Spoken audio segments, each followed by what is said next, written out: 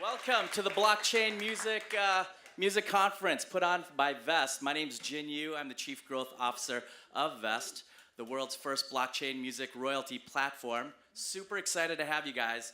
There's so much to talk about. It is absolutely a fantastic time to be in music today. For 15 straight years, music sales have been declining year after year. And the last 3 years, since 2015, it's been increasing year after year for the last 3 years. We've got so many different distribution platforms. You've got Spotify, YouTube Music. You've got Tencent, which is doing a $30 billion IPO. Subscribers have never been higher. The Tencent IPO is really interesting. They have 700 million monthly unique active users, and they have 120 million paid subscribers. So the opportunities for everyone in this room who's a musician, who's a future age. How many musicians do we have in the room? Amazing, looks like over 50%. How many people are gonna be in the business of music? Let me see some hands. Amazing. And then how many people are gonna be in music technology? A few here and there, that's amazing. Right now we're at the intersection of content and technology, and it's very symbiotic. Technology is nothing without content, and content would be nothing without distribution. Right now there's a lot of opportunities, especially in blockchain. A lot of people confuse blockchain with Bitcoin, but they're two very separate things. Blockchain is simply the underlying platform for Bitcoin, and it's going to democratize a lot of industries, most notably the $40 billion music royalty industry. That said, we're gonna talk a lot about technology, monetization, optimization, partnerships, sponsorships, everything that you could do to make money in music today. Who's interested in learning more about that? Outstanding, I love it. And at this time, could I welcome our wonderful panelists? Woo!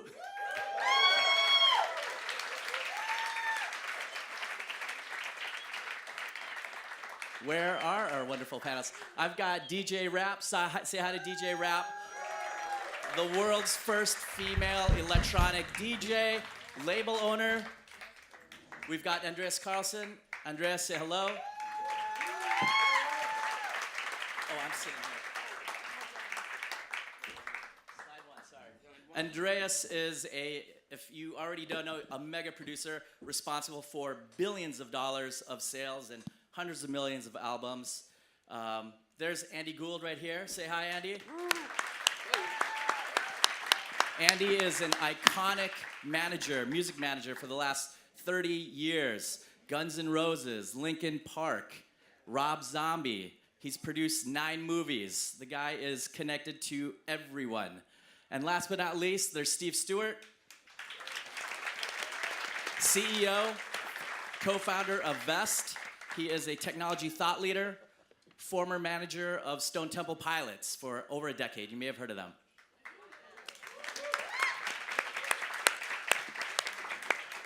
All right, I know we started late. I sincerely apologize, so I'm gonna get right into it. So many questions, so many great people here. Can I briefly ask all of you, and if you could take turns, how did you get your start in the music industry? Ladies first, please. Hey everyone, how are you doing?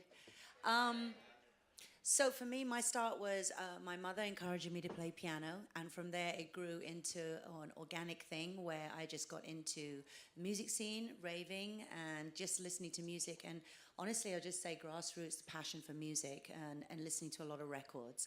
So I would say I got my start when I was 5. Let me ask one other thing. After you introduce how you got your start, can you also say what was your first big break? Yeah, I mean, I've always been into music, and that's what I was going to do from this big with the hairbrush singing in front of the mirror. I'm sure you guys have been there. Maybe not the guys so much, huh? But the girls definitely. And I started out raving and came from a pretty dysfunctional past, got into the rave scene, and had an aha moment when I saw 2 DJs remixing a record live and literally fell in love with what they were doing, and I just saw the future all in like 5 seconds. So as I started DJing, I got a break when, in those days, there were no female DJs. You weren't allowed to play in the same room as the guys. You didn't get paid the same as the guys. So it was quite funny because we were always put in the back room. And there's this DJ called Fabio, and he's not the model you see on those old-fashioned romantic books. Like, he's an actual DJ. And, you know, he was sick one night, and I had been bugging the promoter for 6 weeks, and he came up to me and he went, yeah, you better be as good as you say you are. And that was it. That was it, really. That was my first break. There were many breaks along the way. There isn't just one break, I don't think, for anyone. So I think when you just think about that one break, that's kind of a myth. It's a series of synergy and stars and alignment and lots of happy chance things happening, as well as hard work and dedication that really feature you into getting that break, you know? Awesome. Andreas, how about yourself? Yes, I was born in Sweden, which is very far away. Little town, 3,000 people, and I thought one day I'm gonna be in the US. So fast forward, I'm like 18, working as a busboy at a restaurant in Sweden, and someone said that the band Chicago play that night, and I was like, oh my God, I love the lead singer. You know, I gotta go and see them, and afterwards I went backstage. I don't know how that happened, you know, worked myself in. And I went straight up to him and I started like rubbing my arm a little bit like this. He was getting a gold record or something important, and I wouldn't, you know, just like tap him on the shoulder. I started like making myself visible.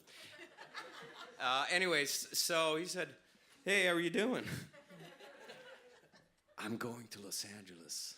And he's like, you got my number? No, but I would love to have it, you know. So he wrote down his number and his address. And right after New Year's, this is 93, I jumped on a TW-8 flight. I went to his house, and he's like, oh, it's you. You know, I didn't call before. So I stayed with him. Even better. Yeah, I stayed with him for a week, and we wrote songs for my record, and I called my girlfriend back in Sweden, and it was collect calls at the time, you know, and she didn't really want to accept collect calls, but I called her, and I said, this is unbelievable. I'm working with my, you know, big hero here, and, you know, I kind of wanted a witness. So I thought, listen, I'm a busboy. I'm here with this big artist. This is for, you know, the newspaper in Sweden. I should just call them and maybe they can come and do an article. And they did. And then a record company in Sweden read this article, and it was just like, you know, they really blew me up and said, we want to sign you. And they signed me, and I did a record, and it sold 3 copies. I bought one. My mom bought one, and then somebody else. But anyways, yeah, he bought one. But what happened was that my record company said, well, your record has sold 3 copies, you know, not great, but we can put you on tour with this new band. I'm like, okay. Yeah, you're replacing this guy, Peter Andre, and that was an English artist who had like a 6-pack. I didn't, still don't. And the band was the Backstreet Boys, so I was going to be the opening act. So I came out with my little guitar and 2 shaky legs, and I was like, you know, Backstreet, Backstreet. I sang 3 songs, and then I was booed off the stage. But backstage was Max Martin and Dennis Pop, and Max said, hey, you're a good songwriter, you should come work with us. You know, we're doing this new girl, Britney Spears. We're doing In Sync, if you're familiar with them, Backstreet. So I just walked from that article straight into sort of the epicenter of music. And I think 4 years later, I was Songwriter of the Year in the US. So I took a shortcut. That's how I got started. That was a long story, sorry. All right. I love these stories. Hi, everybody. I'm the old guy on the panel. My one, I got there's a similar sort of story, but I was told, I went to my career guy at school when I was about 15, and we have this thing in England, classism, where you sort of stay where your parents, what your parents did is what you did.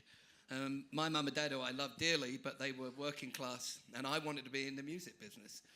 And I had an album, and I said, I want to do one of these jobs. And they said, nope, you can't do that. You have to go be a builder on the building sites. you're 15 and you're basically dumb. And so I was like, so I went home, I said to my parents, what time do you have to get up to be a builder? And they said 4:30. I said, I want a job where I can come home around 4:30, thank you. And so, long story, so I went, and they said, go, look, try to see what you can do. We can't help you because we don't know anything about it. So I got a job as a bike messenger for Chapel Music, which is still around, Warner Chapels. And I was delivering a piece of sheet music, this is how long ago it was, to a pretty famous record producer. And I said, do you need someone here to make tea and run errands and be sort of more in the office and be outside? And they said, yeah, we do. And that was George Martin. And 1969, I was working for the Beatles. And that was my big break-in. Try to beat that story. I know, right? I dropped the mic on that. Let's see. I started in music. I took piano and trumpet in elementary school. Played drums through junior high and high school. I had a band like everybody else. Played clubs up in LA like the Roxy and the Whiskey and all those places back in the day. And I think I started managing that band just on my own because drummers really don't do anything else in the band. And I think one of my first breaks was in college. I was at UCLA and I was interning. I had an opportunity to intern for Martin Kirkham and Steve Jensen of a company called Direct Management. They were managing Wire Train and Echo and the Bunnymen and B-52s, a lot of British bands, OMD. And I learned my first, music industry skill set from them because their assistant, this woman named Jeanette Sheridan, how do I remember her name? Every time Echo and the Bunnymen came to town, she would go out with them and she would never come in. Like 3 days later, she'd still be out, MIA. And so the guys, Martin and Steve, were like, hey, Steve, we're not paying you, but can you kind of download our emails and start taking care of our stuff? And by the way, we'll pay you. We'll pay you like a couple $100 because the assistant that they were paying was nowhere to be found. And so I did that for them for probably a half a year, made connections with lawyers and other people in the industry, and started to realize that the artist relations part of the job, which she was really doing, I wasn't doing it. She was out with them all day when they came to town, got drunk, never showed up. That was almost as important as the stuff that was happening on the business side. So she was keeping that relationship with the band, keeping them happy when they came to LA. And then, there is a responsible side, which is what the other guys were doing on the business side. So that was probably my first break. And from there, I got a job working for Ice-T's manager, George Hinojosa. We ran a two-person shop for 3 years after the Freedom of Speech record came out and before OG and New Jack Hustler and Body Count, which was kind of a crazy, crazy time, and the Cop Killer thing, which came out and was kind of crazy. And during that time, guys I grew up with were in a band called Mighty Joe Young, and they were one of our sister bands that we played the strip with. And they were giving me a tape saying, can you help us shop this and get a deal? And I shopped it for about a year and a half, knocked on every door, finally got a deal with Atlantic Records in '92, changed the name of that band to Stone Temple Pilots and made a record with them, broke out, started my own company, and kind of ran with them for 10 years and sold maybe 25 million units and really got my start in the music business that way.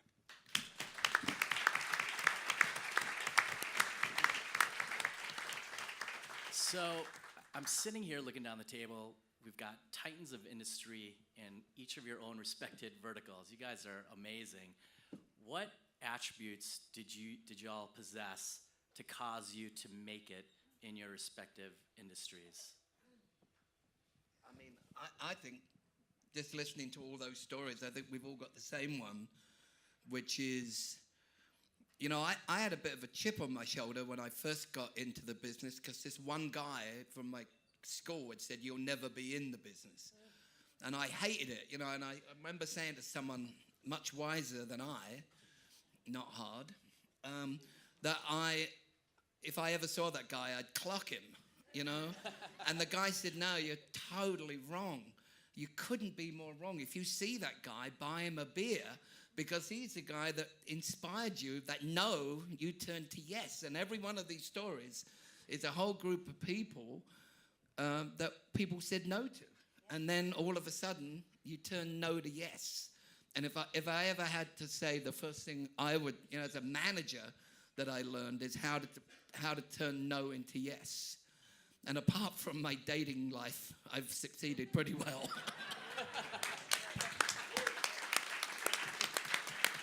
Hashtag me too. Nice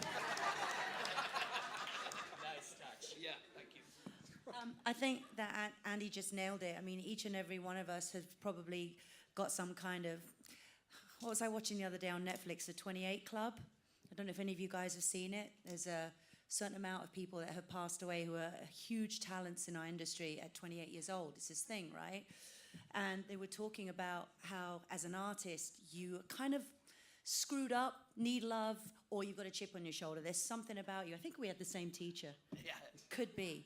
But you're right. Some of the biggest mistakes or the biggest grievances that have happened to me are actually the people I should shake the hands for the most, because it's that drive, it's that back at you thing, it's that whole I'm not going to be beaten down. Music doesn't owe you a living.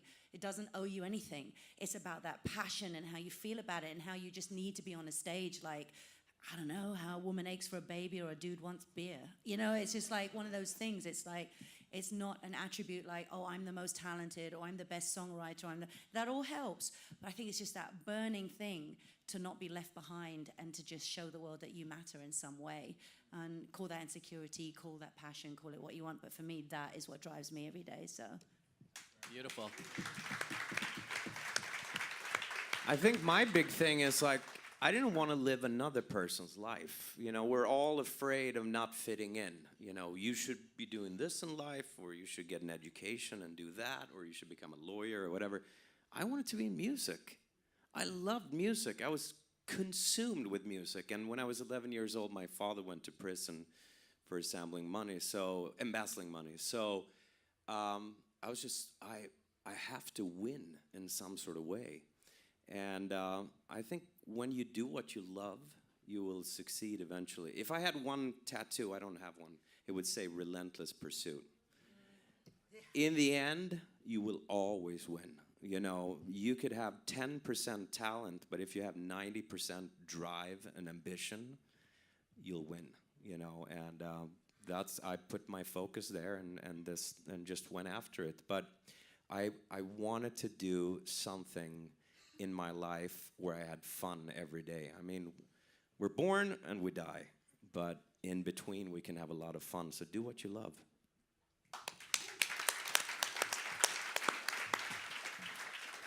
I 100% what Andreas said. I mean, in this town especially, which is full of flakes, as some of you may have realized, just showing up every day, showing up every day makes a difference, right? You don't have to do amazing work. If you just do great work, but you do it consistently, that develops a base where people see your face, they respect you, they trust you, they build that trust. And I got to think, for me, it was probably that trust factor, right? Getting an artist to trust you when they don't really know you and you don't have a background as a professional manager. I started doing this at 22 years old, 23 years old. And when I first signed that band, STP, to Atlantic Records, there was a lot of pressure at the label to go find a professional manager. You don't need this kid. He's like your buddy. Go get somebody that is 50 years old that knows this business. But I think, again, the tenacity, the relentlessness, it's a young person's game. You have to really put your heart into it. And just by showing up, going the extra mile, being there every day, knocking on those doors, ringing those phones, sending emails over and over and over and over again until you can accomplish something, most people give up. Most people don't show up, and most people will give up after the first couple of tries. If you hang in there and keep knocking on that door and keep hitting emails and introducing yourself and networking, you will eventually succeed.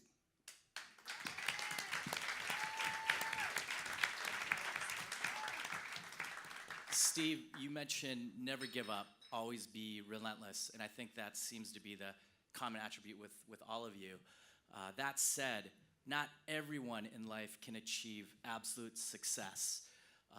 If you want, so many of us are told, you know, go after your dreams, be relentless, never give up. But if we're not all destined to achieve greatness, how do we know when to cut our losses and move on to something else versus stay the course and be relentless? That's a really good question. The lead singer in my band from high school was one of those people. He never gave up, but he did it until he was tending bar with two kids. I mean, it was, at some point, you have to take a step back and say, what's realistic? And I think you know that in your heart, and you'll know that from feedback that you get from people that you're dealing with. If you knock on 100 doors and get them slammed, but one of them says, you know what, I like what you're doing, I just don't have an opportunity for you today, you'll get a sense of that you're on the right path, I think. If it's something that's completely foreign and feels uncomfortable and it doesn't feel like you're congruent with where your heart is, then I think you need to bring that into parallel with where your joy and where your purpose is. Because, as I think all of you guys mentioned, once it comes from here, people know that, right? When you're sincere, when you feel it, you're going to be able to sell it, right? And when you mean it, you're going to make it happen. And I think all of us, I think, none of us went and got a job application and worked at some company pushing paper. We created our own jobs. I mean, what I did as a manager. One of the things I love about the new industry, which you guys are all in, remember, I've been in it a long time, and I guess I'm, more towards the end of my career than the beginning of it, but all these people in the room that are young, and I mean, the thing about the new industry that I love so much is that there's so many more doors open for you. It seems when you look at it, it was easier in my day, but believe me, it was just a bunch of record label guys all thinking they knew better than you. What I like now is that you can do it yourself. So much new music and so much new stuff is born on the internet and born, in your own place. And that wasn't the case. You had to go through the sort of the powers that be. You had to sell, artists had to sell it to a manager had to sell it to a record label had to sell it to the radio guys, radio had to sell it to the public. There were tons of hoops and stuff you had to do to succeed. And I know it seems easier, but I swear it was not. And now there's this stuff that's happening every time I turn around. There's like, somebody's got 3 million views on something. And I'm like, where did that fucking come from? I don't know, because I'm older now, and that's what I think the joy of the industry now, that's why a lot of young people work for me, is the joy of the industry is to find, for me, is to find young managers, that I can help not make the mistakes I made when I was younger. But I think where you guys are at is there seems to be a ton more opportunities, again, to what Steve said, if you're going to work it. It won't come. They're not going to knock, no one's going to come knocking at your door and go, hey, here it is. Even when you look at like some of the recent successes, always a ton of work gets done behind it. It's never easy. And, that's what I love. I mean, and if you're really into the music, sorry for this is a long answer. If you're really into it and it really touches you and it really fuels your soul, which obviously it does here, you won't give up. You won't give up, even if you are 40 with 2 kids and tending bar, you'll still make music for you. It's one of the biggest problems I have now is people make music for the industry. Don't make music for the industry. Led Zeppelin didn't make music for the industry. U2 didn't make music for the industry. None of these guys, Stone Temple Pilots, Rob Zombie, none of them. They made music for themselves, and the industry caught up with them. And if you're doing it to get noticed by some idiot in a record label, you're making it. That's, if you learn anything today, don't do that. Do it from the heart. Do it for yourself.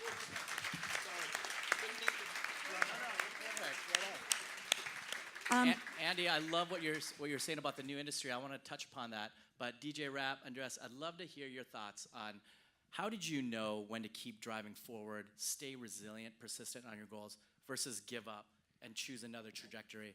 I'm just going to say that was just awesome. Seriously. Fantastic. I mean, I think how many people in here are trying to make music, want to succeed in the industry? I'm just curious. Okay. So I'll tell you a very quick story. I won't make it long. I'll be 50 years old in December. And thank you. What? Music keeps you young. I also don't have sex, don't drink milk, and exercise every day. No, I'm kidding. But that's another panel. I'm on the wrong one. Damn it. Wrong room. But my point is this. I started in 1988 was my first record. I had a very, very big break. I signed to Sony, a guy you know well, Andy, who's passed now, Mick Clark, who's like a dad to me. And he saw the potential in me, and I sold 3 million records, moved over here. Everyone told me I should move here. I called everyone when I got here, and I spent 6 weeks in my car, right? No one returned my calls, and I had just signed a record deal. It was insane. And I learned a valuable lesson then, you know, get a bigger car. No, but anyway, so everything was going great, and eventually the calls were returned, and it all went swimmingly well. Everything was wonderful. In 2011, a huge agent embezzled me, and I lost my house, $780,000, lost everything. I was heartbroken. And then along came EDM, and I also couldn't stand that music. So I was suddenly found myself one of the old school legends of the back has-been that wasn't relevant anymore. And there was moments, and I'm sharing something personal with you, there were moments where I honestly thought my life was ended, where I was applying for jobs at Starbucks. I drove Uber for a little while. I did all kinds of things to make ends meet. I was heartbroken. And then I got offered a job teaching, and I found that I was really good at it. You might not make your dream doing what you think, but you might just get what you need. And sometimes... Thank you. Sometimes music comes along in other ways. Like, for example, you'll find yourself engineering or teaching or doing something else. So I'm teaching and I'm doing these examples and I'm going, oh, that was a bit good. Maybe I should save that. And I hadn't done music for 4 years. I couldn't bear it. It broke my heart to that point. I suddenly made examples again, started saving this music. And here I am today. I just finished a 45-date tour in Europe. I've just got a new record deal. I'm making music again, but if someone had told me that was going to happen 2 years ago, I would have gone, you're fucking kidding. So don't give up. What I did is I found peace in other things. If all your life is based on this one chair, and all those legs of that chair get chopped off, you're going to fall over. So find who you are, be successful as a human. Be successful as a person. And remember, music is something in you as a hobby. It's not to be famous. It's not to be this. It's not. Make it for you, just like Andy said. And I never stopped making music in my bedroom or my studio when I lost my big house and I lost all that stuff. So what I did was I just found peace in putting it on other people. I started teaching. I started giving back. I started to put the attention on other people and other things rather than just me. Music. And I took a break. I did acting. I did some other stuff. Sometimes you need to take a step back, but it'll never leave you. So no, don't give up. Just like Andy said, wait for it to catch up to you. You know what I mean? I hope that helps. That was beautiful. At 45, I've realized that the only real success in life is happiness. Yeah. I mean, you can have the big hits. All of a sudden, you're not on the radio anymore. And it was so lovely to switch channels. That's one song I've written, and then you move to the other channel. Oh, another one. And then all of a sudden, it's silent. So it's one thing to become successful in music, but there's another thing to maintain it. That's even harder. So I think, to try to stay happy and do things that you really love is very, very important. We were going to talk about how to stay on the goal, right? That's what you said. What was your question to me? You had a question to me? Oh, I guess, how do you know when to give up or keep pushing forward? At what point do you pivot, if ever? Well, no, don't. You have to be reasonable. How much time are you really going to give it? Are you giving it 150%, or are you kind of working at 80% capacity? Or, I would recommend to give it a few years and do it like full on, as much as you can. And I think you have to be reasonable also. If I make it, where do I make the money? You can have a hit today, but what does that mean? You have to educate yourself before you embark on this journey. What is the pragmatic sort of model here? How do I make the money? And if I'm at my very best, what's the reward? And when we were making records, we were always asking ourselves, who's going to buy the record? What does my fan of the music we're making here, what does he or she look like? When we were making music for the Backstreet Boys, in the beginning, it was 14-year-old girls from Germany, and eventually it would be, Wall Street guys singing, I want it that way. you know, but at least we know what they look like. And I think that's, yeah, you have to know your audience. You have to know your client, and you have to see yourself as a business. You're not just like some person that can wake up at 2 in the afternoon, like I'm gonna, go down to the studio and look into my 2 speakers. You're a business. You are a personal brand that people will invest in if they see you as a business. And I think the mistake that we make, and I say we as creators, is that we see this as some fun and games. You know, we're in it, we're gonna have funny hairdos, dress weird, and be in music. I mean, we are on top of the food chain in the world. We are the content makers, and content is King Kong. It's not king anymore, it's King Kong.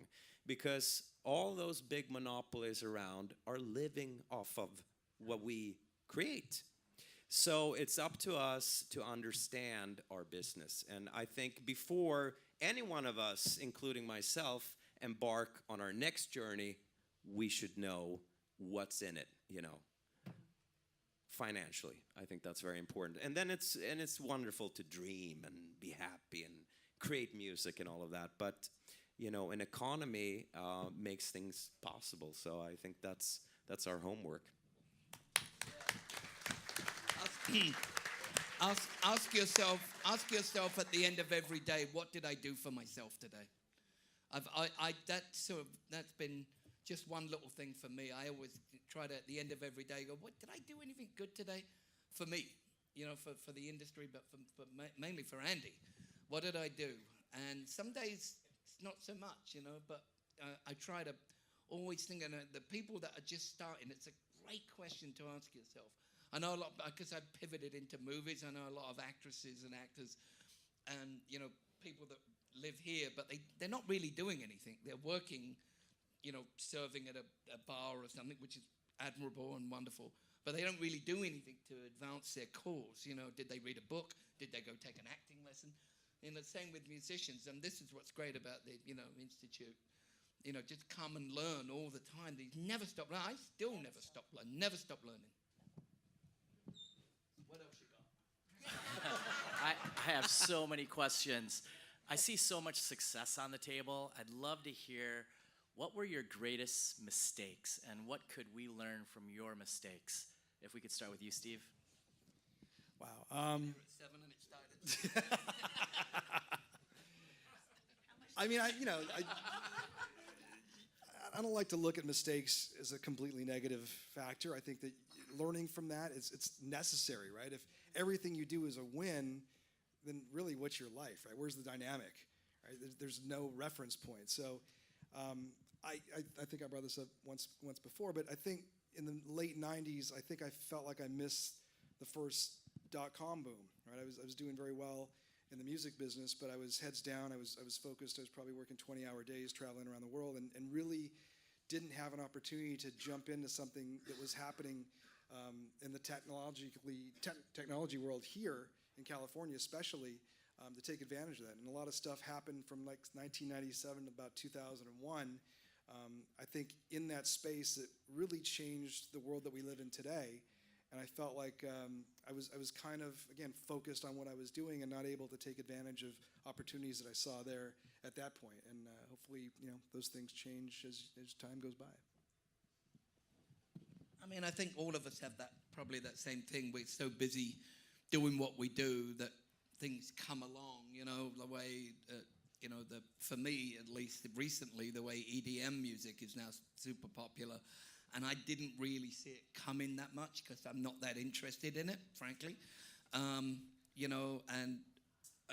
It's keeping up with what's going on. I think if I had to criticize myself, because I kind of made it by managing rock and roll bands, that I didn't pay as much attention to perhaps, urban rap music, but I caught up with that quicker, and country, and I try to find stuff, but certainly just recently, I find myself really, I'm not really sure what the EDM movement is, and I don't like that about myself. I want to know everything that's going on. I want to know why it's popular. I want to know who's saying something. And I understand that a lot of the music is, you go to Coachella now, and that's where all the real hot stuff is. It's not on the main stage, it's in the DJ tents. And I gotta, for me, I want to understand it a bit more. Same as Steve with the technology stuff. I mean, I am not I'm a vinyl guy in a digital world. What can I tell you, Hey, vinyl's making a big comeback. Maybe I'll make a comeback. Yeah. Yeah, plus 19% last year. I would say legal. Doctor should be your best friend, but I think a lawyer is a pretty good friend to have too. I was just in an 8-year lawsuit in this country over intellectual property with someone in court singing me my songs that I had written. And it was a very, very tough, expensive, time-consuming lesson. So before you embark into signing contracts and getting into the business side of things, I think you should try to look for the answers, surround yourself with smart people, and learn. I mean, you can take enormous risks once the big money starts coming in, or once you start attracting a lot of attention. I was a host, or I was a judge on a couple of TV shows in Sweden, and I was releasing books, and so I became a target, and that's a good place to be in until the shit hits the fan, and it got really, really tough, and it was my fault, and in the middle of the lawsuit, I said, Your Honor, may I say something? Yes. I said, I just want to thank you for this opportunity. He's like, well, I guess you don't have this in Sweden, right? Jury and all that. No, we don't. But, where I'm going, it's going to be way tougher than this. So I'm really happy to take this lawsuit and learn something amazing from it. And I want you to think about that. Because that could happen. You just saw Ed Sheeran got sued for $100 million. It's a lot of money. And you hear about that kind of stuff all the time. The same courtroom I was in, there was just this Stairway to Heaven case, with Led Zeppelin, and they won. But pay attention to the legal. And make sure get a music business lawyer. I've seen a lot of people do that. They come and they surround themselves with people, and they've got an uncle who's a real estate lawyer, and they go, oh, he'll take care of me. No, he won't. You might get it for free, but you'll get what you pay for. I mean, get a group of people around you, I'm sure, because you don't want to, what happened to you is just the worst. When you lose, it's one thing to make money, but to lose it is, to a thing like that is just awful. Get a music business lawyer, music business accountant, business manager. Surround yourself with good people, and then it frees you up, actually, to do a lot of stuff. I would say that probably that biggest mistake that I had turned out to be the biggest blessing, though. And the reason is that I didn't even know what milk cost. I was so busy touring, being a rock star, and I had the top manager, top business manager. I had actually the top people. My mistake was not paying attention to my business, trusting everybody else with my ship. It was my ship to sail, right? So what happens is that you're in a band, okay? Players cost $5,000 a week each player if you're with top players, all right? You're touring with them. Along comes the fact that you can DJ. Everybody goes, well, we don't need to put her out on the road with the band. Maybe we could put her out on the road as herself, right? It's cheaper, it makes more money, that's great. You're busy touring, doing your thing, having fun, being an idiot some of the times, but life is there for fun, not paying attention. And sometimes not watching your business and not being surrounded by smart people. It was just me. And I was very young when I signed my first record deal. I was 16 years old when I signed to Perfecto. That was my first deal. And then I signed to Ministry and so on, in all these different deals. So for me, being surrounded, I didn't have anyone in my corner. I was just this money-making thing. I was making 250 grand by the time I was 19 every year. It was an insane amount of money. But I didn't have enough money to go on holiday. How is that possible? How is it possible? Well, 20% to your manager, 50% to your agent, 5% to your business manager, 40% tax. You do the math. It starts to add up, right? Close, okay. So what I'm saying is, when all that bad stuff happened to me, yes, it was a nightmare, blah, blah, blah, but it did teach me something valuable. It taught me how to run a label, how to do my own accounting, how to hire the right business lawyer, how to hire the right people. You know, you just have to learn sometimes by falling on your ass. It's just the only way you're going to learn to walk. It's just a fact. But now I know that, you know, if I'm writing with someone and they don't want to sign a writer's agreement, why would I want to write with that person if they're shady like that? You know, you've got the internet now. There's no reason for you to be unknowledgeable. You know, it's right at your fingertips. If you don't know anything about the music industry, I have a course, for example, on Music Tech Collective that's $20, okay? And it's everything from mechanicals, royalties, everything you want to know about it. And it's like, there's no excuse now to not go on the internet and arm yourself with knowledge.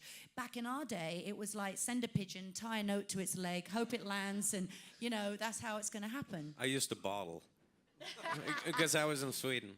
So I'm just saying, like, maybe those mistakes, they are hard, and we're here to help pass that knowledge on.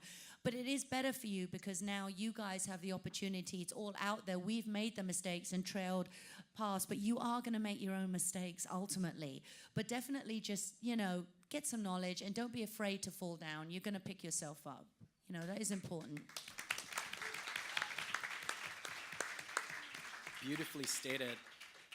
Can you all talk about what the industry looked like in the past and where it is today, where it's going in the future, and what would you do today to build a brand, to build a company with the resources that you see today? Okay, I'll take this one to start, but let me get my crystal ball. Hold on, because apparently I know what's going to happen in the future. I don't know what's going to happen in the future, but companies like this, Vezt, it's really exciting for me. This is part of the future. What you guys are here today, I feel like we're in the beginning. You remember when Bitcoin was just like this whole thing, and then everybody lost out, and everyone was like, fuck. You don't want to do that now, right? So we're all like interested in what's happening with technology. I certainly think that building your brand starts at home with the internet. Marketing, you have to be your own. You can't, gone are the days where you wake up, roll a big joint, have a glass of vodka, and then make a tune at 3 PM, and that's it. Bob's your uncle. That happens in the evening. That's what we call the good old days. Yeah, that's what we call the good old days. I wake up, I run my day like a military precision business. I am up at 6 AM, I go to the gym, do everything. 9 AM, I don't do an email before 9 AM. I want to be focused, centered, and prepared. The beginning of the day is for me. Then 9 AM is business from Europe, and I handle all my emails. Then I have my students, and then I work on music at night, and I do all the things like this to keep myself, like, I treat it like a job. You know what I mean? So I work on my publicity. I post at certain times of the day between 6 and 8 in the evening and 12 at 1 lunchtime. I find something interesting to tweet about. I'm not going to tweet about my fucking toenails. I'm going to tweet about something interesting. And then I'm going to communicate with people on social media to make sure that they are having a conversation with me. I've grown my brand in 2 years to 200,000 followers when it was just dead. I didn't have anything going on 2 years ago. Yes, I had something going on back in the day, but it's consistency in growing a brand. So what I did is I went to England. I don't know what's happening in the world of drum and bass right now, but I'm excited about it. So what did I do? I learned. I went over there, took a cheap flight, spent a month in a person's like apartment that was the worst apartment with a parrot you could ever imagine. But I got to meet every producer that was new, happening, and I got up to speed real fucking fast. And then what I don't know how to do, I joined forces with people who knew how to do. Growing your brand, you can do that yourself. Go to Discogs, learn about records and producers so that if you find yourself rubbing shoulders with one of these great guys, instead of sitting there going, oh my God, you're amazing, what you can do is talk about a band they produce or a record they work with and start to have a conversation with them and then pick their brains, because you never know, they might invite you to their house for a week, #MeToo, and have a great time, right? So all I'm saying is like, you guys have way more than we had back in the day. You have the whole internet knowledge. Just get off your ass and do it. It's really that simple, really. I think if I started over, and I was never an artist, besides from selling 3 records, we talked about that. If I started over as a songwriter today, besides working with Vezt, and we're going to get into that, I think I would focus on companies. When you study marketing, you read about the 4 Ps: price, placement, production, and promotion. And that has to do with the old world of physical stores and all of that, you know. But in the new world, we talk about the 4 E's, experience and stuff like that. So a lot of companies are actually looking for content all the time, but they don't really have the ideas, you know. I would go to IKEA, for example, and say, I have the idea for your own artist.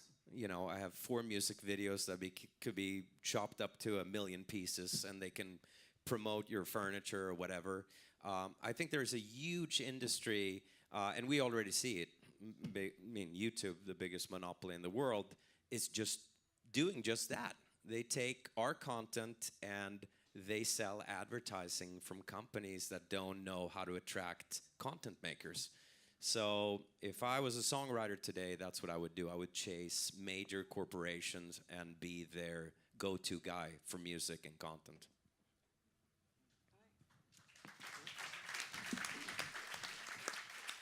Andy, Steve, your thoughts? I mean, you know, it's as I said earlier, it's your world right now. You know, if there's any thought that you guys have sitting here going, oh, these guys, you know, it's your world. And I think there's so much opportunity. You know, that's one good one. You know, getting tied in with your friends from film school that are looking for movies, you know, soundtrack stuff, working, just getting your art exposed. And I'm really amazed sometimes. Actually, it just happened to me today, so it's fresh in my mind of having people come to my office and not having a real focus on what they want to do. And I think that hasn't changed from way back in the late 60s, early 70s, right until now. And I think that will be the future too, to stay laser focused on what you want to do. And any way you can get in. And it's so general, I hate myself saying it, but it doesn't really change. Some things don't change. And no matter whatever the new platforms are, it still takes dedication and work. And, you know, going back to what we said before, you know, just not giving up. But there's so many new places to go. By the way, I was going to say it earlier. I'm sure you guys read it when you're here, but Don Passman's book, All You Need to Know About the Music Business, written by one of the great lawyers, one of the great guys too, is a must-read. You should absolutely take it to bed, read a chapter every night, and it's really worth doing. You know, I think the old days, you know, we'd go see bands on the road, and we'd see if they had a following. See, people get this. There's a confusion with the internet because they go, you know, people think it was easy, but you know, people passed on Led Zeppelin. People passed on the Beatles. People passed on everybody until they started to realize they had a following. And the internet is your following. So when people come to me and they got no social numbers, I'm like, well, you ain't taking it fucking seriously. You know, you've got to be, as you said, you've got to be up and you've got to work. And I think that will be in the future as it was in the past. I'm not sure if this is helpful, but that's what I still see. I still see that you can create your own thing. And believe me, now, with the way labels are, the big labels, they want to take everything. They want to take your publishing, they want to take your merchandise, they want to take your touring. And if you can create your own buzz, then you won't have to give all that away. And that's you have no idea how big that can be when you give these idiot labels that can't sell records, basically. And then they want to take a piece of your merchandise, and you can't sell a record. Why would I give you a piece of anything else? They're morons, most of them. Andy, I think you're describing the modern day 360 deal from the record label. Yeah. Steve, I'd love to get your thoughts on, is the 360 record deal what I want to achieve as an artist? Is that the best pathway to success? Are there tools for indie artists without having to go through the record label? Yeah, I mean, the 360 deal came out, like Andy was referencing, the lack of ability of a label to sell your music. Right? I mean, quite frankly, after Napster in 2000, where file sharing became prevalent and your song became worth zero to them, and some people were sharing hard drives with 4,000 songs a pop on them, they had nothing left to sell. They were stuck, right? They had an opportunity to meet with Shawn Fanning and Sean Parker. I sat down with Shawn Fanning. He's like, look, we sat down with them. We wanted to partner with the labels, But guess what? They wanted to sue us, right? They were very litigious, and the horses were out of the barn. Those CDs, every CD is a digital master, right? That digital master can be replicated ad infinitum at high quality forever. So they were trying to fight a fight that left them basically broken. They had to fix that model. So they said, where's the real money? Where can we make money from these artists and these contracts that we have in place? And they looked at publishing, right? They took 25% of your publishing. They looked at touring. They could take 25 to 30% of your touring income. They looked at merchandise. They looked at everything that they weren't doing before to try to make up for the loss that they took on the master side.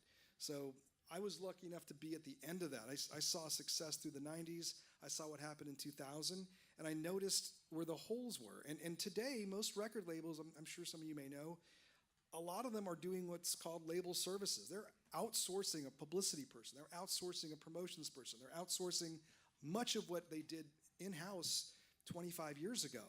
And they're still charging the same or worse rates, right? So would you rather give up 90% of your income for an advance that might look good to you initially, but one, they're going to control your entire catalog for up to 7 years, right? They're going to tell you that you work for us for 7 years. We're going to set your schedule. We're going to set your budget. We're going to tell you which producer we're going to approve. We're going to show you how to do a video. We're going to tell you what we're going to take from your touring.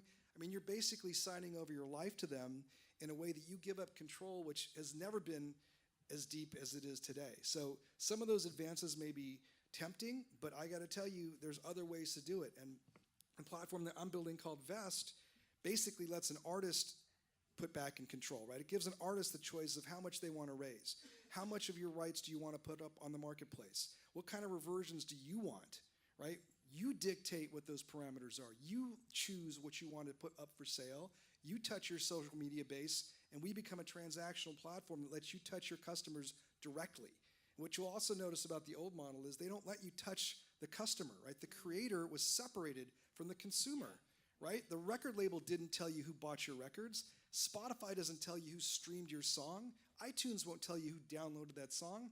Why is that? Those are your honest, real customers, but you can't touch them, right? So our platform is going to be different. We're going to allow people to actually communicate with the creator communicate with the consumer if they want to, develop a relationship with your natural customer base, let them know about what you're doing, let them know you've got another song coming out next week, sell them a t-shirt, sell them a concert ticket, whatever you want, because that's your customer, and you should have full control and full communication with them. So things are changing. I think platforms are jumping up now that let you do it yourself in a much bigger way, as I think Andy and the others are alluding to. This is like, the music business on steroids. You have the ability to reach out to a consumer base on your own at scales that were never possible 25 years ago, right? So take those, convert them into your fans, make them someone that's part of your family, right? Bring them in, share with them, make them a partner with you, right? Involve them in what you're doing. Bring them in. Let them participate with you in your earnings. Show them where you're going to go. Share that vision. Share the dream. Open yourself up and get off this, I'm dropping an album every year. What is that, right? I'm going to wait a year to hear 10 more songs from you? You're going to be run over like a semi, right? I mean, people are dropping songs every couple of weeks. Whenever you get the inspiration, whenever it naturally comes out, share it. Be honest and develop a fan base in a way that is much more accessible than has ever been before possible. And by the way, there are some examples of that being done. Right. It's not just us shooting pie in the sky. There's a really great band from Sweden right now called Ghost. If you're into hard rock, heavy metal, it's one of those bands. But they're gonna headline the Forum 3 years after they started, and their record deal, they didn't give anything away because they'd already built themselves up on their own set of platforms. So they didn't give away their T-shirts, they didn't give away their touring, they didn't give away their publishing. Their manager is one of my best mates, Rick Sales, just did an amazing job at working with them to create an industry that then when the record labels come to them, they were like, we'll sign with you, but we ain't giving up all this other shit. Go fuck yourselves. I think as Or well. something like that.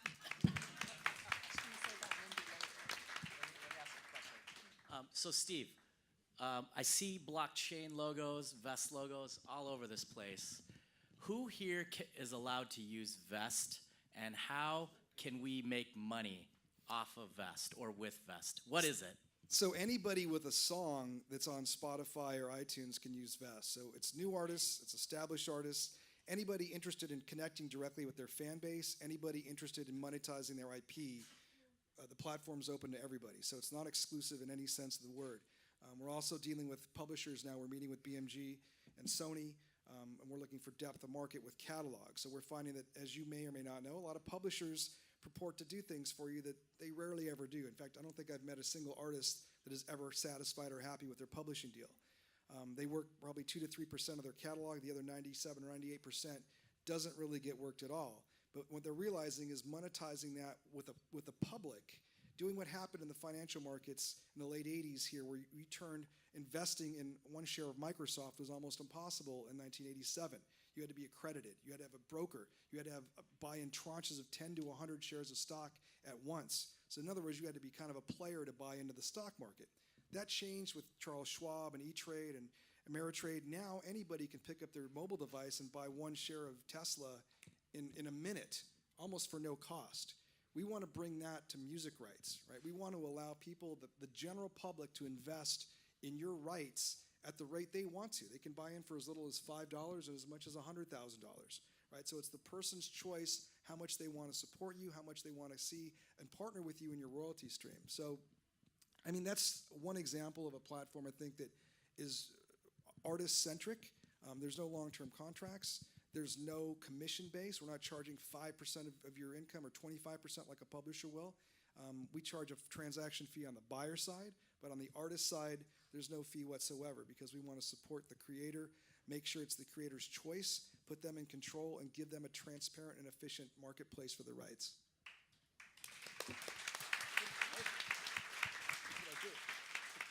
And Andreas, I have a question for you. You've got such a celebrated history in music. Your reputation precedes you. Does Vezt interest you? Does it apply to you in any way?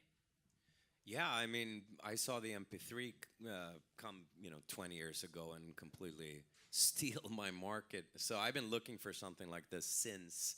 And I think it's amazing. Just, you touched on transparency. I tell you a really, really good story that I told you. I think I told you before. I sold my catalog a couple of years ago, and a collecting society in Sweden was asked to, produce an Excel sheet of my earnings. And there was a bank in New York that wanted to buy my catalog. So they paid for it, and then 2 years later they said, well, your catalog is not performing what it's supposed to. Oh, really? How, what's the difference? $2 million. $2 million?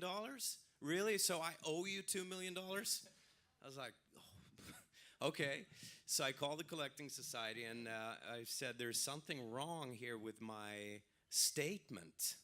$2 million plus. That's nice, but in this situation, it's not really helping.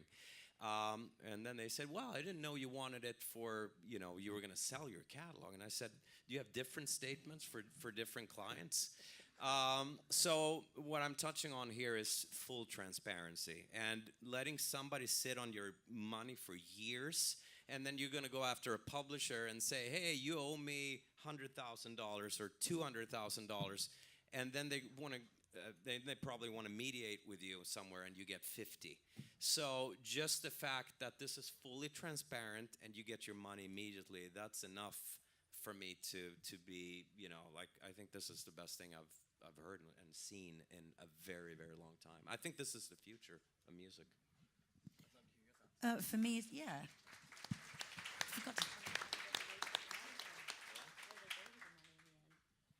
Oh, yeah.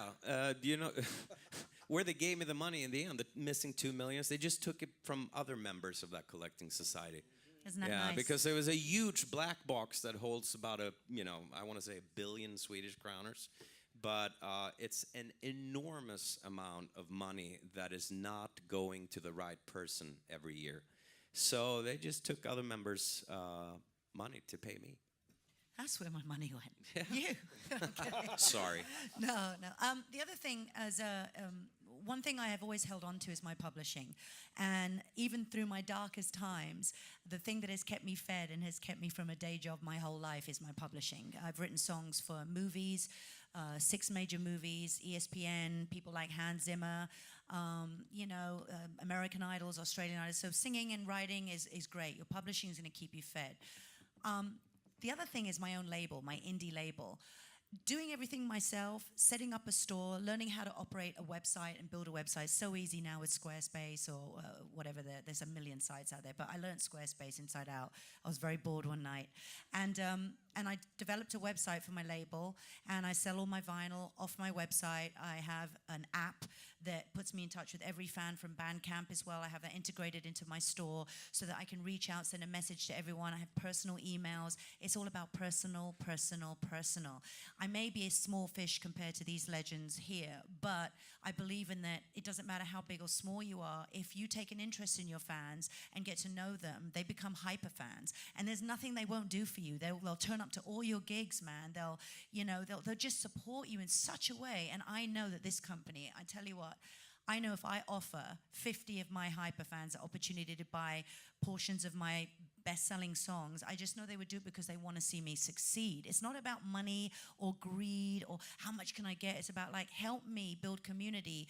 Because why should some guy on YouTube who took our records and put them up there and gets $4,000 every million plays? Why? All right. Whatever, it's money, right? Why should he get the money and we don't get accounted to? How's that okay? And now everyone who has to put a record out has to go through this Monster Cat or YouTube, and all this stuff in order to get their records played. Since when did they become the creator and the directional god of where our music should going? It's down to us, right? That pisses me off. That pisses me off. So this company for me is very valuable because it should be me and you having a personal relationship about our music. It shouldn't, I'm not saying we don't need other people to help us. I have a beautiful team of people I work with who I trust, who are good. But at the end of the day, it's your business, right? You should be selling your music from your own, and by the way, I have a label course on Music Tech Collective. Again, $50. How to run your own label for $100 a month and then hire the right people. You don't have to have a lot of money. I'm talking about underground artists like me, people who, aren't selling billions of records or millions of records, but make a living off our music. So every penny counts. So, you've got Bandcamp, you've got your own label, you've got Data Beats who can help you integrate a store. You've got companies like this, which is going to make it more personal. I want to see who's buying my record. I want to get to know them. I want to know what they want, don't you? Right? That's the way forward. So for me, this is very exciting in these tools. And it couldn't come at a better time when the laws are being passed right now.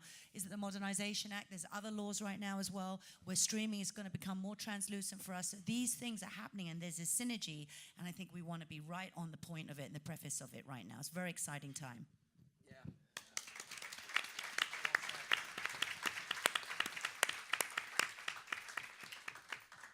I would love to hear all of your greatest achievements in your career.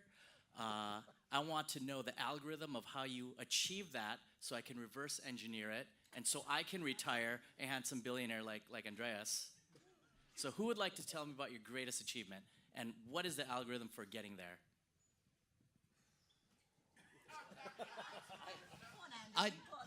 You got this, Don't be Andy. shy. I don't think I can tell that story. The best moments are the ones you can't tweet about. It's true. It's time to confess.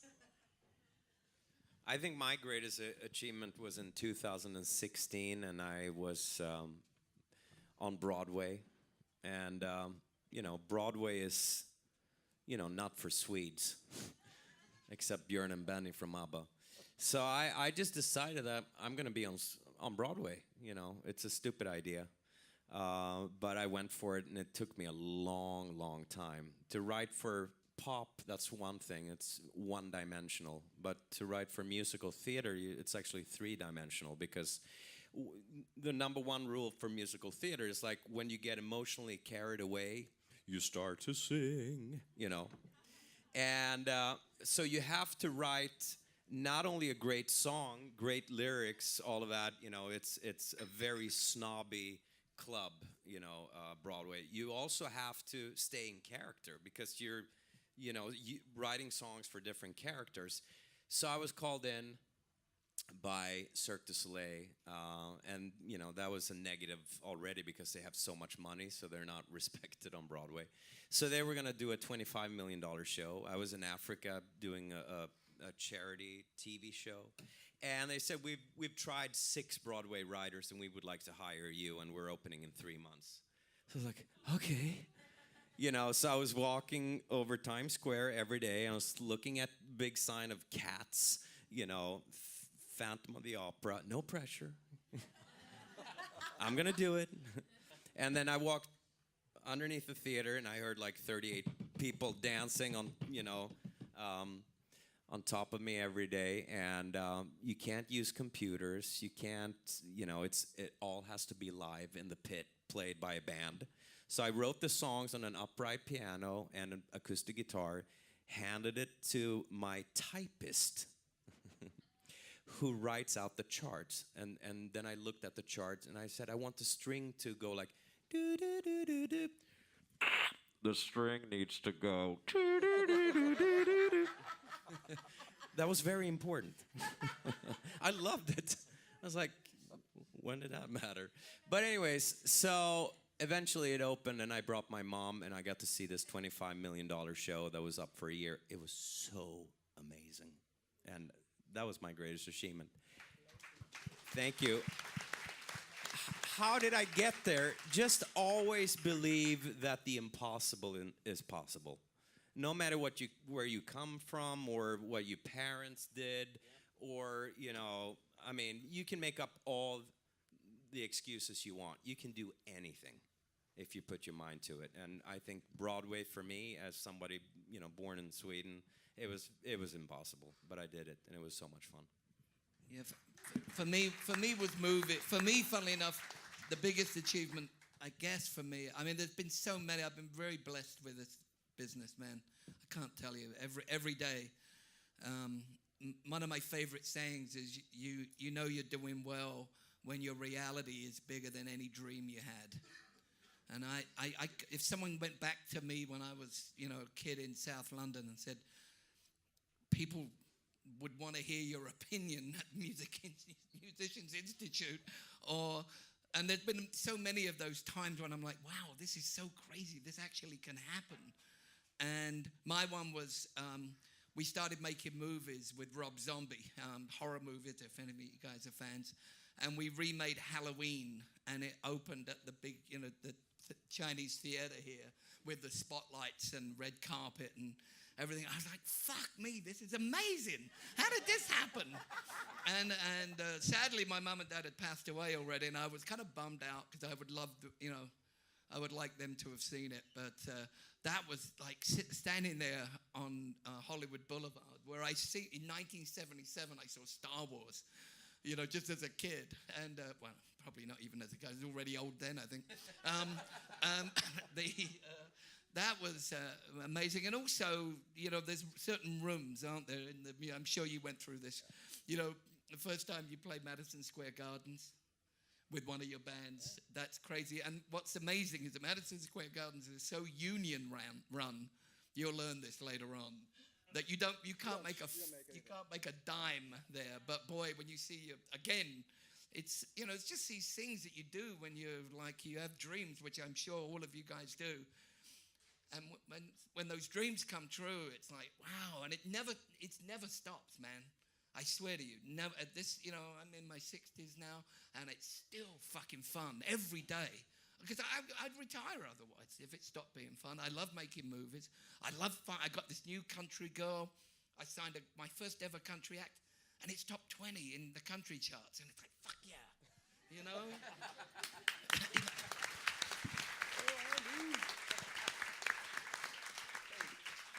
I think I got to follow Andy on that. I grew up in Orange County, California, and I was playing clubs down there, and there was a venue called, it was called Lion Country Safari back in the day, and they built an amphitheater called Irvine Meadows, which I think is now called Verizon, and I think they might have torn it down, actually. But we headlined there with Stone Temple Pilots. We had an opportunity to actually headline a show there in probably '94. I was probably 27, I don't know, in my 20s at some point. But that was considered the biggest venue anywhere in that county, anywhere where I grew up. It'd be like playing Madison Square Garden if you grew up anywhere outside of New York. We sold it out, 17,000 seats in about 10 minutes. They told me it was the highest selling show they'd ever had there to that point. Don't thank me, but it was a hometown gig. So all that band grew up in Orange County, and it was basically being able to invite your friends and family, and it was a big night. We had a really good night, and I realized that's the kind of feeling that you can have when you put your mind to something and you focus and you partner with the right people, right? And it was a dream watching bands on that stage growing up as a kid, and then being able to headline a show there, 20 years later, 10 years later was a really big deal to me. So let me put you on pause, DJ Rap, because I want to hear about your story.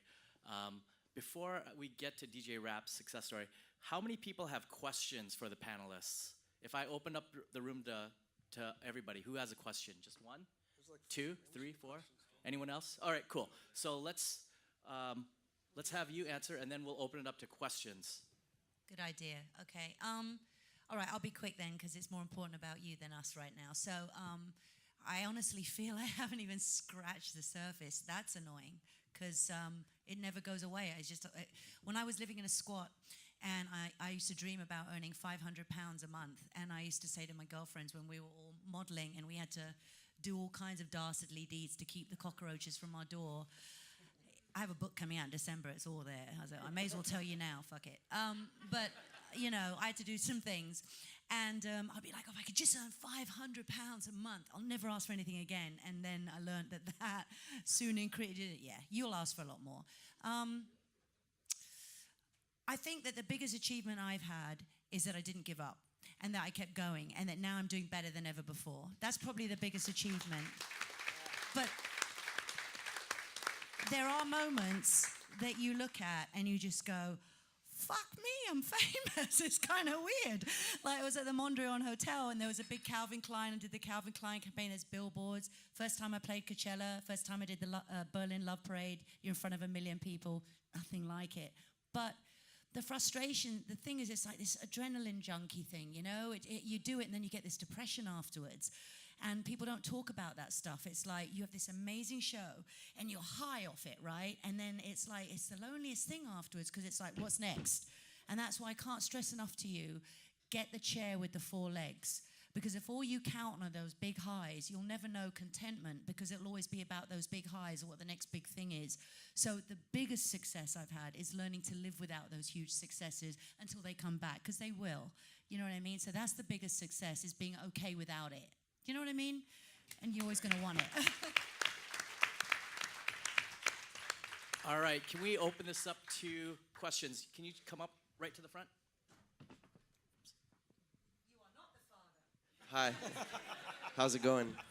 Hi, my name's Christian Silva, and I actually came to this school in 2012, but I'm just happy that you guys are here, and I'm grateful that you guys can talk to us and share some great stories with us, so thank you for that.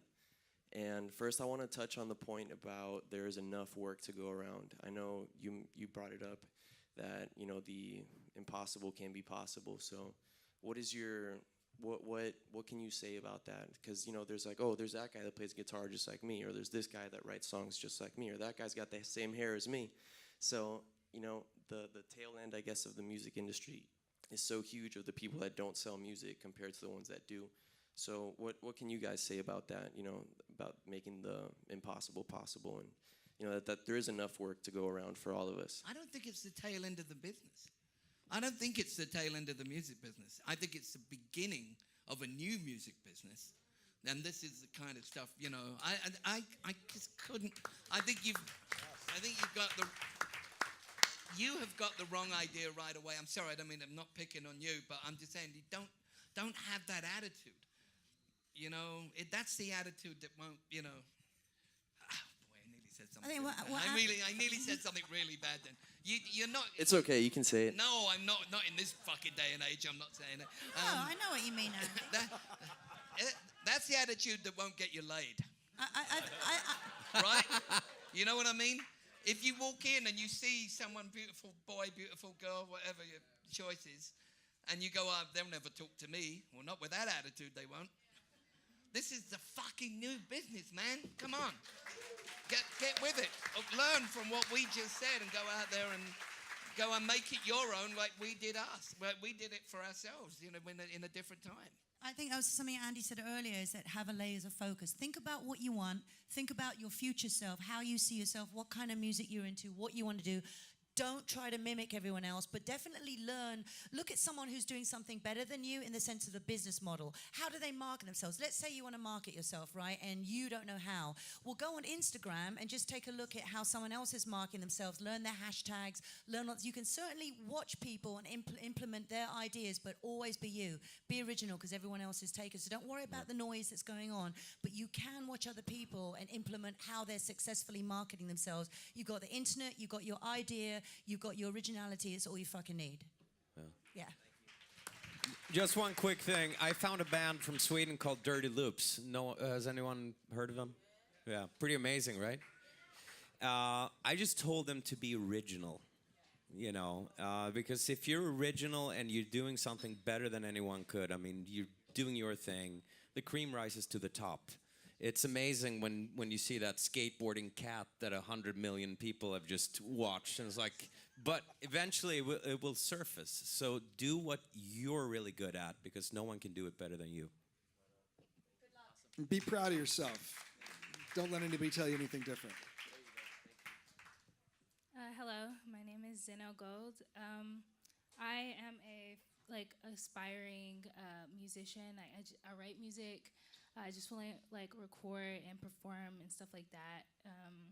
And my question is, what would you say to young people who, you know, I've heard a lot of the time, like people say, you know, everything is kind of like money nowadays. Like you have to look like you have invested lots of money, like whether you did or you didn't, like that just has to be the thing. So what would you say to young people who feel like, okay, I have to work like 40 hours just to live, but then I also have to invest in my stuff?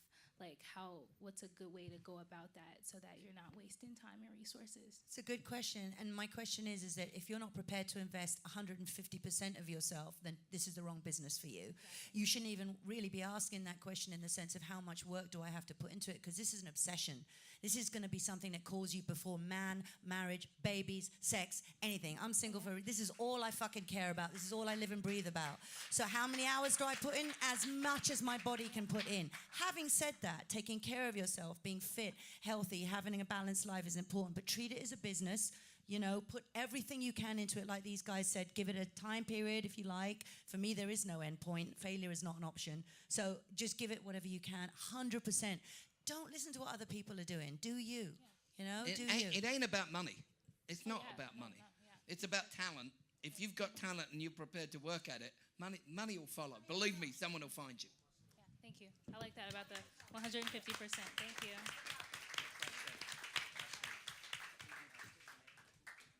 Hello, how are you guys doing today? My name is Trey. I wanted to come and talk to you guys. I love everything you're saying today, so thank you for the positivity.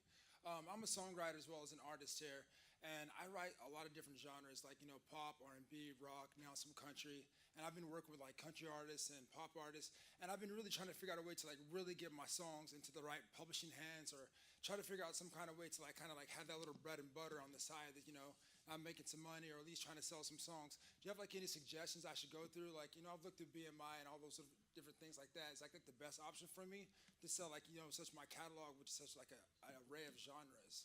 So what would be any options, some I guess some ideas you have or anything? I mean, I would say, you know, don't write for a publisher, right? Write from your heart and write for your audience. Yeah. And the publishing deals, like Andy said, the publishing deals will come. If you've got a prolific catalog of quality songs, you will get attention, right? Yeah. And if you connect with people in a real way, they will follow you. They will tell their friends will follow you. All of a sudden, you'll have a following. But I think, as everybody up here knows, a publisher's not going to really pay attention until you have, you know, millions of followers on social media at this point. They look at that. They want to know that their investment in you is going to pay off without them having to develop you, because they don't develop. Labels don't develop. Publishers don't develop you at all. So you got to develop yourself in this day and age and come to them from a position of strength. Like Andy was saying, you can get out of those 360 deals if you already have leverage. If you have a merch deal, if you have a publishing deal, if you're making millions of dollars on the road, guess what? They can't touch that. You say, look, I just want to license my songs to you to promote at this level, and I want my rights back in 3 years. I want this much money as an advance, take it or leave it. And puts you in a position of power to negotiate with them versus you coming to them hat in hand saying, please, please help me. You go out and build it yourself and then come to them and take the big money. I'm sorry. Just coincidentally, today I was talking to we have a receptionist that looks after a bunch of different companies over where my office is, and I was talking to this one girl that was on temping on the desk, and she said, "Oh, I saw you speak at some other event where I was chatting," and I said, "So how's it going?" And she goes, "Well, I do this to fill in, but I write songs, as if you might remember, which I didn't actually, but it's all right." And I said, "So how's it going?" She goes, "It's good. I've got a few placements." I said, "Like what?" And I said, "How many?" She goes, 150. Got 150 fucking placements. What are you doing on the desk? Come in here. Because I could use that with any of my acts, but that's what she does all day. She sends her songs out to ESPN, to different music supervisors, and I love it. I thought it was fantastic. And yeah, she obviously hadn't made enough money that she didn't have to do temping. But boy, that's what a start that is, right? That's awesome. I mean, I think that's awesome. That's a really good lesson, I think. She no publishing deal, no fucking nothing. She just went out there and did it herself. Excuse my terrible language, by the way. I have a last I have a last piece of advice on what you asked.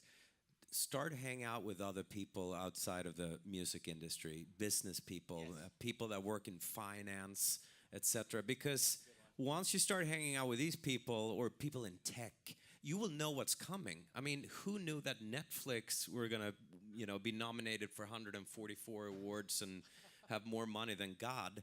If I was starting in music a few years ago and I could predict where Netflix was going, I would quickly become a musical composer for TV. I mean, my friend Ludwig Göransson from Sweden just did Black Panther and, a lot of big things. And while we were making pop, he went into, because he saw that coming, he went into that world. So I think hanging out with people that do different things, we tend to I want to hang out with my songwriting buddies, Try to hang out with people in other fields. I think that's a great investment. That's a fantastic tip. I love that. Hi guys, my name is Trudy. I'm from Kingston, Jamaica. I moved here to California to pursue music, of course. But my question is this. I've been doing indie music for a while now, promoting myself and publishing stuff like that. My question is for Steve. I know that with the blockchain and music, it's disrupting the publishing industry and stuff like that. But is there one tip that I could walk away with today as an indie artist on how to scale? I do get a lot of feedback from, the public so far. I have 12,000 followers right now. I started really, really low, going to shows, promoting myself everywhere, stuff like that.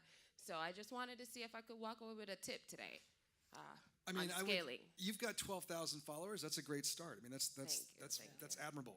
Thank you. My only suggestion would be to offer value, right? I think when you offer your fan base something of value, they respond in kind.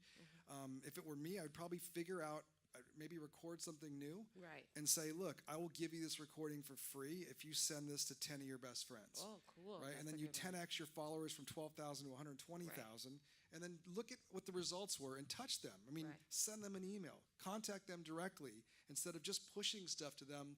Look for a dialogue that you can develop between them on a person-to-person basis. I know it's a lot of people, right, but I'll tell you one quick story about the STP guys. When we first put the record out, I had them put a fan club address on the back of the album, and we thought, okay, maybe we'll get some letters.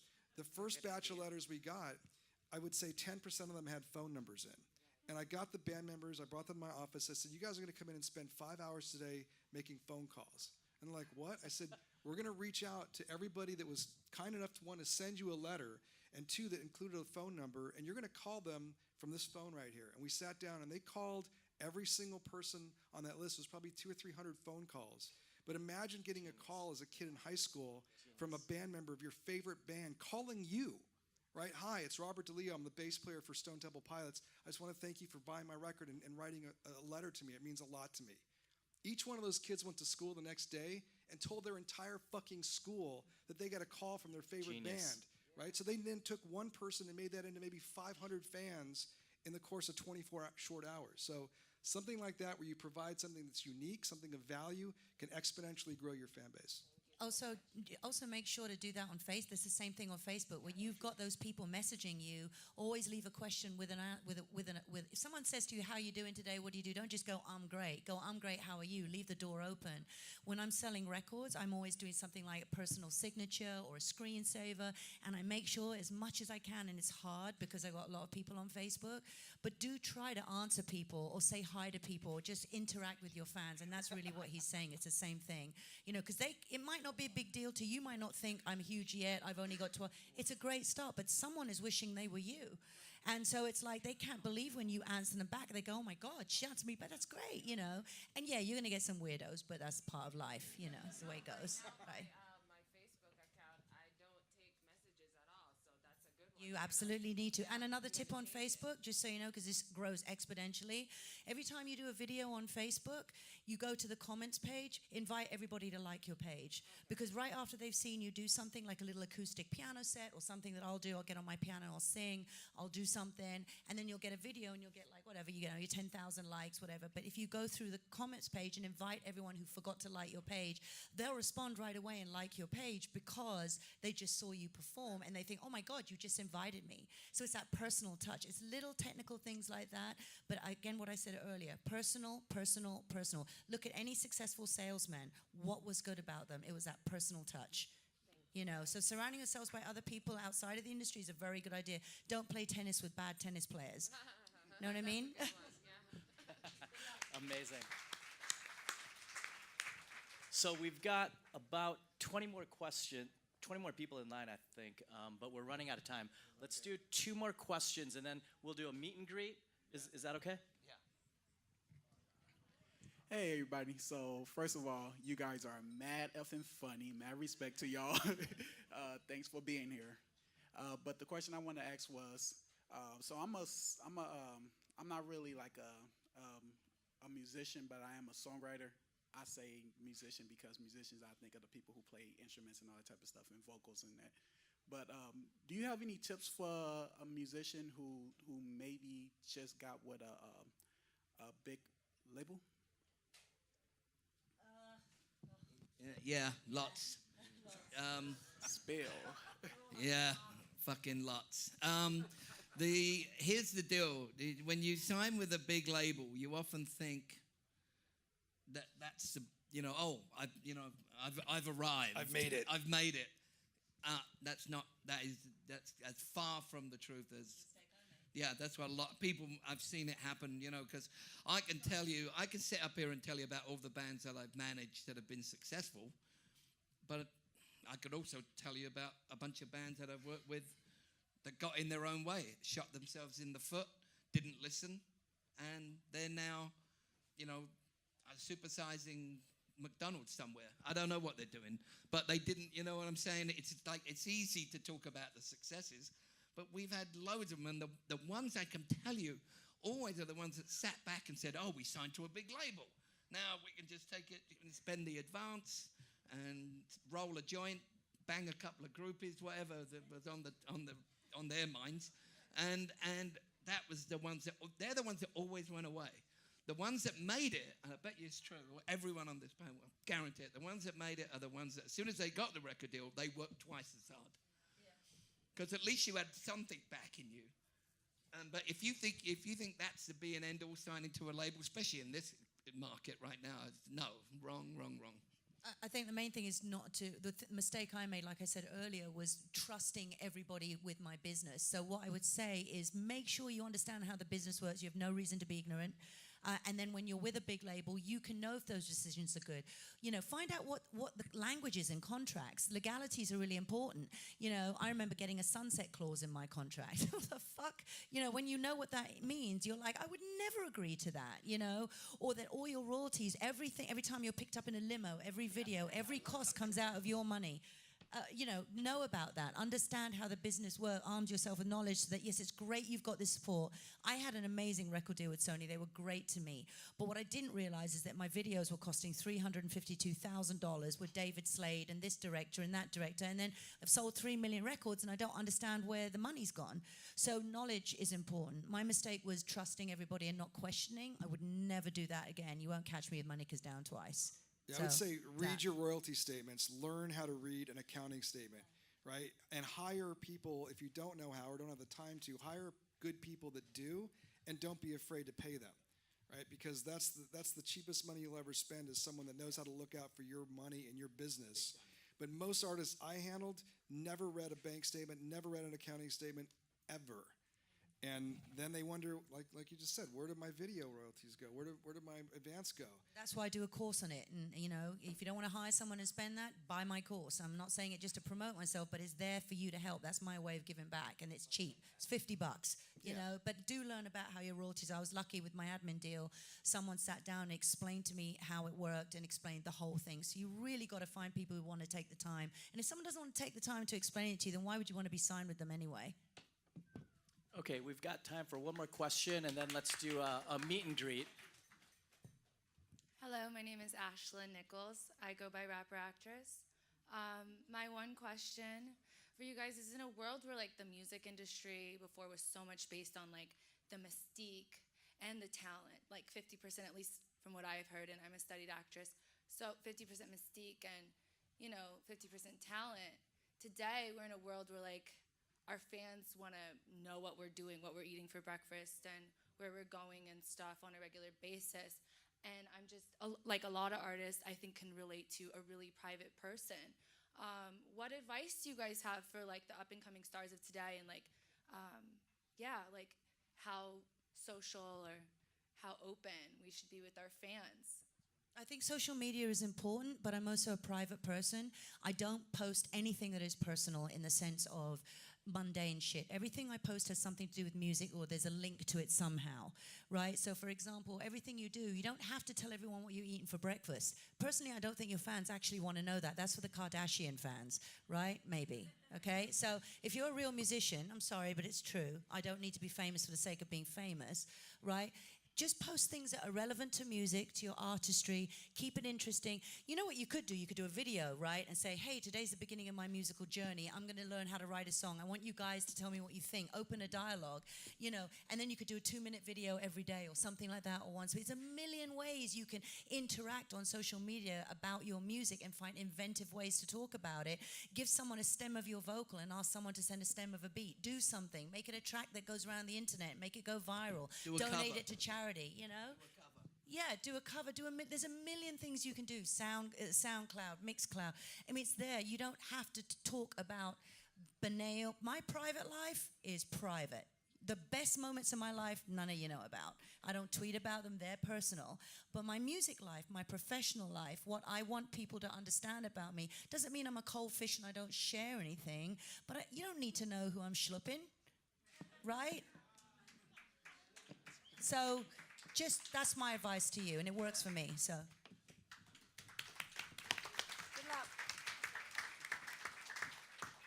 Can we get a big round of applause for our fantastic panelists? Can I say one last thing before we go? Just to reiterate, I love doing these. I actually had another appointment today. I was a fill-in for someone who couldn't make it, so. And I love doing this, and I can only say, I know it sounds really corny, but I know I echo everyone on the panel. Don't give up. Believe in your dreams. You are the future, and don't let anyone tell you no. Always go with yes. I think this is brilliant that we do these kind of things. I love to give back, and hopefully one day you'll be up here telling a whole group of young people how you made it too. I just don't give up. Don't let anyone tell you no. It's always yes.